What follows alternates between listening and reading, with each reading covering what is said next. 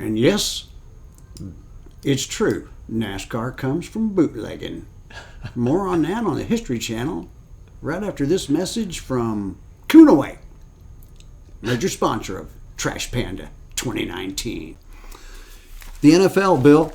New England's 8-0, Buffalo's 5-2. Forget the Jets, forget Miami. I do think Buffalo was exposed. I even wrote here, good call, Bill, on my notes right here from when we talked about that before.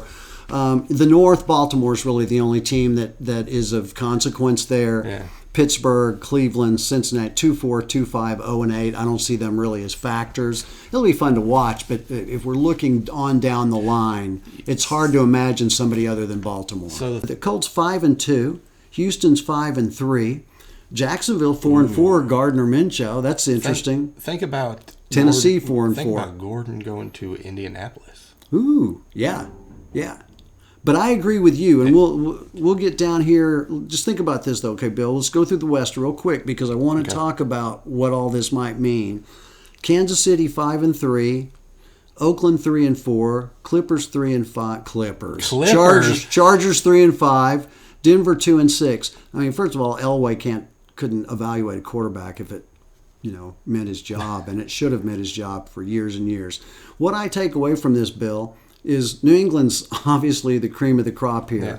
But I wrote any chance with New England next to it. The first team I put down there was Indianapolis. I think the Colts have a better shot than anybody on that side. What about Baltimore? No. What about a healthy Kansas City with a healthy Mahomes? No, I think teams have shown the blueprint. I'm with you, Bill. I looked at this and I literally went down and I went, okay, Buffalo's 5-2. Nope. Baltimore, that's the best shot, but I don't know. Colts, well, maybe. Kansas City, I wrote, uh-oh. and so to me, I just don't, I would love to say somebody else can come out of there, but at this point, you're going to have to prove to me that anyone else has a shot on that side. Jacksonville, I would give a slight shot to, and that's just because of Fournette and their ability to run the ball. And I don't know if they can ride that mustache wave or not.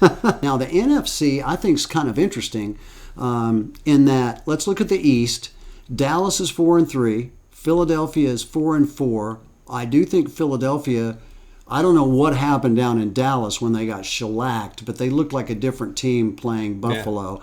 Yeah. But only one of those teams is going to come out of the East, and neither one of those I don't see making any. Well, yeah, because you're getting Green Bay and Minnesota. Green one of Bay them being a wild card. Yeah, Green Bay's 7-1, Minnesota's 6-2. The Saints are 7-1. Probably the only team in the South getting in. And then you've got... So you're fighting with the Lions and either Dallas and the Eagles for the other wild card.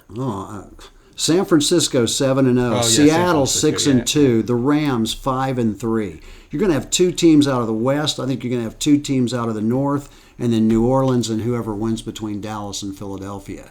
Green Bay, Minnesota, and New Orleans with either Seattle or San Francisco in that mix. I don't really count on Dallas or Philadelphia. Too many holes, too many gaps.